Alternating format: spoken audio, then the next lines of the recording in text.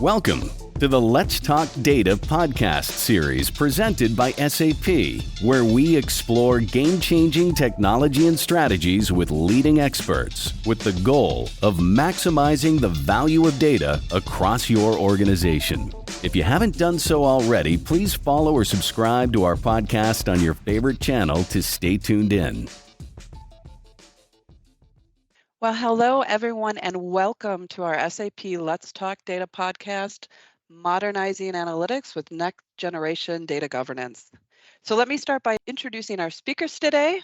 We have Mike Locke. He is a Managing Director and Principal at Aberdeen Strategy and Research. And he is going to be joined with Niels, Weigel, and Wolfgang Epting. These are the very best of solution advisors. They're experts in the area of the business technology platform at SAP. And so with that, I'm going to turn it over to you, Mike, to kick off the discussion. Excellent. Thanks so much, Corey. And Niels and Wolfgang, we've worked together recently. It's great to have the chance to connect with you again on this topic here. We've got a lot of important concepts to delve into. So why don't we jump right into it? I thought we could start by sort of defining some terms here and talking through what data governance is and sort of where it's been. I think a lot of people, and I would probably include myself in this, at least formerly, a lot of people hear the term governance, right? And then they associate it with rigid process and sometimes bureaucracy. So this is actually something that we've been tracking in the research for many years now, the use of governance. It's typically associated with larger companies, and it's typically associated with compliance and regulatory efforts as well. I'll pose this to the panel here. Do we think that this is sort of a fair depiction of traditional legacy governance, sort of process and bureaucracy for compliance purposes? Yeah, Mike, well, I would agree on that. And very often the term of governance is linked to the things that you must do to take care of. Yeah? And traditionally, this is the view on external regulations that the companies must meet. Yeah? The internal definitions and the guidelines they have, the policies that are applied to the storage and the usage of the data, for example. So with a focus on all the things that what you are not allowed, it's turn around. A lot of times it's that what you're not allowed to do with the data, how to product and have a safe harbor on the usage of the data. So someone else is dictating what you are allowed to do. That's kind of a sense or feeling of the term of governance. However, I think that establishing governance is not only about the negative or the protective side of dealing with data. You can see the governance as well as the defining of the guidelines and the ways how you can work with the data. What is the boundaries to be exactly flexible and agile with well-defined borders, for example. So that seems for me like one of the nucleus of governance, to see that also from that perspective. It's not just the negative side. You can turn governance into a benefit in your organization as well, how to work with the data. And it's not just linked with governance, risk, compliance, like big companies are doing that very often. Data governance, part of their initiatives like governance, risk, and compliance. That's my feeling, yeah. And big companies are looking in that because they have more people maybe, and they think they need to guideline them how to work with the data. That's my feeling. But Wolfgang, what do you have as a perspective? Yeah, so recently I looked into a survey where 2,500 global enterprises were asked, and so this was not about data governance, but about the chief data officer. And what they found is when they looked at the annual reports, they found that 70 times, which is more than 9 times the year before, the term data was used in annual reports. So, and interestingly, companies with a CDO in place have 87 times mentioned data compared to the others. But what was really interesting is that they looked on a text analysis, and what they found is that the term data was just mentioned in paragraphs where it is very defensive. So they talked about cybersecurity, they talked about security, data protection, and privacy, and things like that. It was only rare that they found data was used together with innovation and growth. this shows to me that how people think about data governance, it's still something that that is, as you mentioned, Mike, compliance and regulatory, and not something that can generate real business value. Yeah, it's interesting. Did you say 87 times more mentions of data for companies that have a CTO? That's or CDO. That's fascinating. Niels, you made some great points. The people think of it as defensive. It's what you can't do with the data. It's it's more regulatory and it's more sort of closed off, as opposed to nowadays some companies at least are trying to bring things around to the point of associating it more with innovation. I've heard the term data steward before. So it's I think some companies are seeing data, it's about stewardship of the data instead of only secure. I mean, security is a part of it, and compliance is an important part of it, critical parts of it as well. But I think the shift towards seeing data and the things that you can do with it as more of an opportunity than as a threat or as a negative, I think is a really important shift that we're seeing. So let's keep the more sort of pragmatic conversation going here. So regardless of what perceptions of governance are out there, it is still proven to be an important capability for companies to have. I talked about security and compliance. Those things are not going to stop being important. The research that we've done shows that best-in-class companies, so the top performing companies, are about 40% more likely to use supporting technology for governance. So governance as a technology capability, but other things sort of surrounding it in a well-rounded technology strategy for governments. It's not a standalone discrete solution. It's typically used alongside other things like data quality, data catalog, data prep, things like that. So the other thing that I would pose to the panel, what other complementary technologies do you guys see as important to the modern data environment alongside governance? Yeah, so thank you, Mike. You make a very crucial point. I think so. I think the question is not to use technology for data governance or not. So, but I think due to the complex data landscapes that we see with cloud data sources and so on, enterprises have to use technology and maybe AI in order to do a very good data governance. So one example maybe would be to have AI to know your data. This is just a problem for a lot of companies to find data, to discover data, to classify data, maybe to find personal identifiable information in their complete landscape in order to know where data governance and data security maybe can come into play, and based on this using other technologies. So newer approaches to data management like data fabric, they talk about active metadata, data observability, and all this stuff that we see is coming up. This is all showing technology and AI at data management and data governance. So I think this will be, of course, will be the future. And we from SAP, of course, we follow this and have maybe technologies that we can use in order to do PII discovery or things like that in order to enrich our data catalog solutions and so on.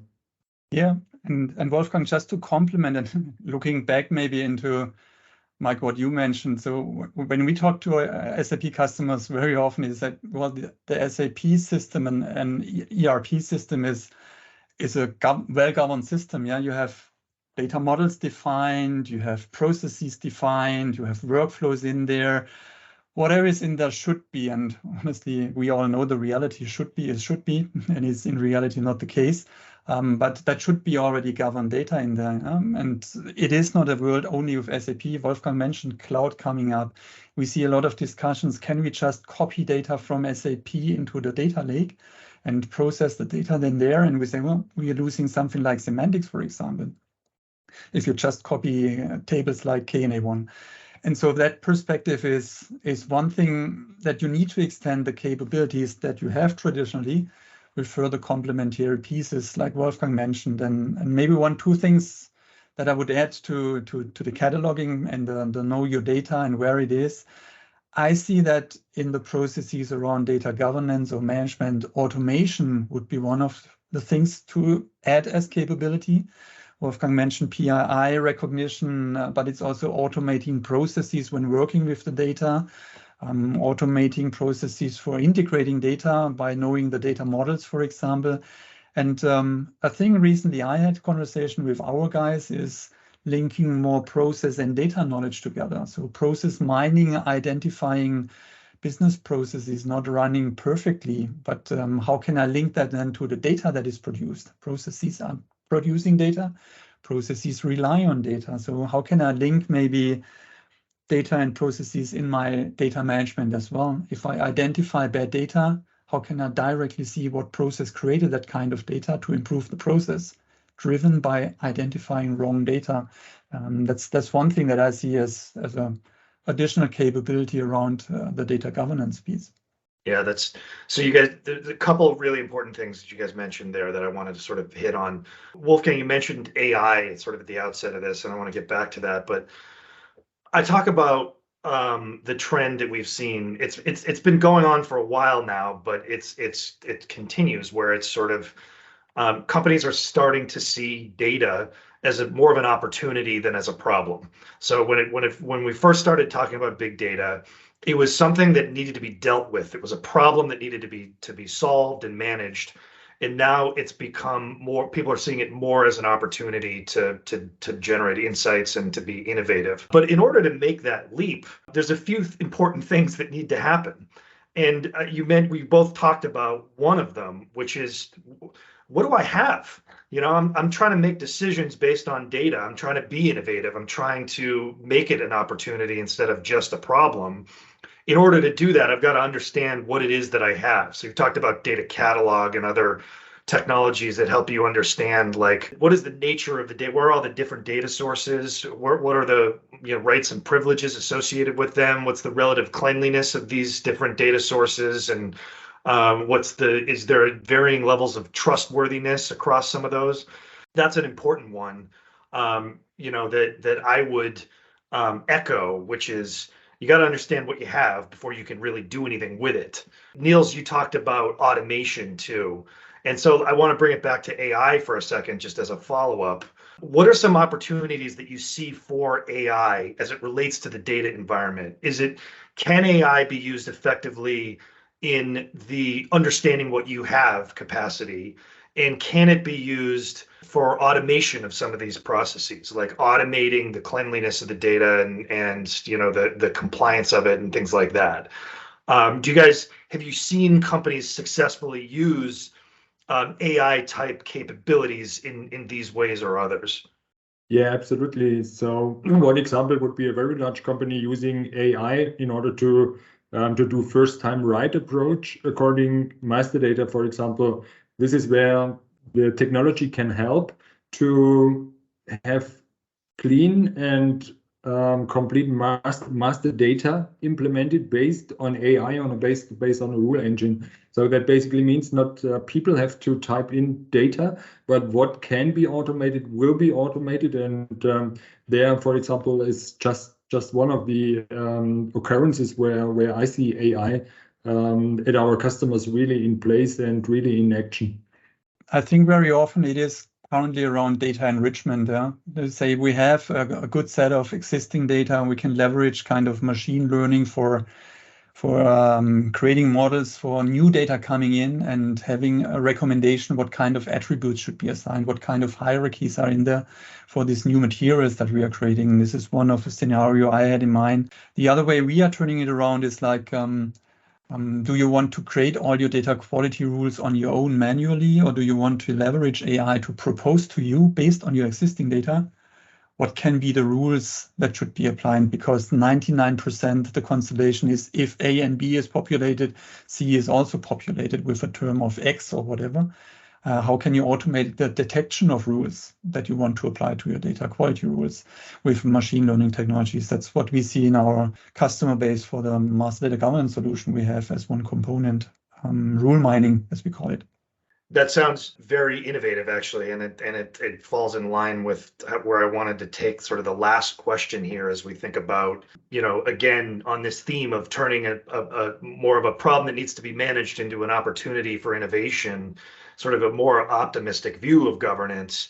We had this conversation, actually, the three of us, not too long ago, and we talked about this concept as defense to offense, right? So you think about compliance and security and all of these things as very, very important aspects, defensive aspects of data management, to being a little bit more opportunistic and offensive with it. The research that we've done shows that the top companies, the best in class companies, the ones that have that effective data environment that's rooted in governance, they are seeing significant impact to their analytics environment. So we talk about analytics as sort of the front end of this. Is why are we doing all of this in the first place? Well, it's to make better decisions. In order to make better decisions, you really have an effective analytics-based decision environment, data-driven decision environment. So companies are seeing things like shorter decision timeframes. They're seeing greater trust in their data. They're seeing broader access to data from a variety of different business users across the organization, operations, customer service, even HR, things like that. From your perspective and what you've seen from customers, because I know you're both heavily involved in talking to customers, what does this modernized governance and data environment lead to? What does defense to offense look like from what you guys have seen? Well, I would say that if you look into kind of the new initiatives and things that are coming up, for example, and a very important part is the offense is the usage of the data, and the defense might be the governance in the background. So the data foundation, if that side is correct and put in place, as you mentioned, you can define new initiatives like data as a product, data mesh frameworks, focus on the data usage side because they have trustful and meaningful data in their activities. That's what is provided by there. Now, internally, they can leverage and be more agile using that kind of data, taking it maybe to the offense in terms of leveraging data marketplaces, for example, internally, that everybody in the company from analytics perspective is able to access exactly the data they want to, and they find it at the right place. I personally, I see that they exactly get the data they need and that they are allowed to consume. That's maybe the governance perspective in there. I see beyond analytics also operational systems, to be honest, as the consumers for that kind of well-governed, defense-governed data. So the whole company can benefit from that. And one final thing maybe that I see very often is, I guess it's taking from the sports, the offense wins the games, but the defense wins the championships. It's a very traditional word in sports, and I think that's the case. Yeah, if you have nice, crazy ideas what to do with data, offensive guys are running out and doing things, but when you want to productize that, you bring that into operational environment. It is very often the question, are we allowed to use that? What to be done? So if you have a good, solid defense as a foundation of your data, it's easy for you to get the benefits out of the data with the offense side then as well. Yeah, let me maybe add, so this terminology goes back to Tom Davenport. He published a paper on the Harvard Business Review 2017, I think. And when he talks about offense and defense, he brings another dimension. So basically the concept of the single source of truth and the multiple versions of the truth. So the single source of the truth is a concept where we try to bring everything together. Interestingly, what we see that a decentralized approach like data mesh, for example, they do not talk too much about this single source of truth because they want to have multiple versions of the truth in order to have a more offensive approach to data management. And so even Tom Davenport mentioned that companies should not focus evenly on defense and offense. They should focus on one. Maybe it depends a little bit on the vertical. So financial companies have to look at the defense side because of the regulation, but others should more focus on the offense side. And I recently talked to a chief data officer from a very large company, and he told me he does not like this terminology, defense and offense, because every company has to do the defense. But it's maybe of the generation of the chief data officers. So the role is very young, but we see the first generation of chief data officers, and so the newer interpretation of the role leads to a more offensive data management or data governance strategy. Maybe this is the role that brings the offensive strategy to our companies. Let's see. So, but I would agree absolutely that we have to be more offensive. Those are all great points. And Niels, you had mentioned data monetization and new productizing data and new revenue streams. I think that's a fascinating example of what offense could look like. That's probably the topic of a different podcast. But I think for now, I love ending on this concept of that you mentioned, which I've been told my entire life, which is offense wins games and defense wins championships. And before we talked about sort of the shift from defense to offense. Well, it's not really a shift. It's more about strengthening the defense so that you can be more offensive and so that you can take advantage of more of the opportunities that an effective data environment brings you. In order to do that, you've really got to shore up and strengthen the governance environment and invest in the right technologies, but the right people, and put the right processes in place. And the research shows that the top companies that do that, they're seeing real, legitimate, and tangible, repeatable business outcomes from doing that. So defense wins championships is a great concept to end on. I think that's probably all the time that we have for today. Corey, I think I'm going to go ahead and hand things back to you. Great summary, Mike. And thank you, Niels and Wolfgang, as well, for your contributions. And thank you, everyone, for listening to our SAP Let's Talk Data podcast discussing modernizing analytics with next generation data governance. And I encourage you all to take a look at the additional resources. Those are available to you within the description of the podcast. And also, please subscribe to the series to stay tuned for new episodes and get caught up on the ones that you might have missed. So thanks again, everyone, and be well. We hope you enjoyed the podcast. Check out the show notes for additional links to information. And please subscribe or follow to join us on the next episode of Let's Talk Data presented by SAP.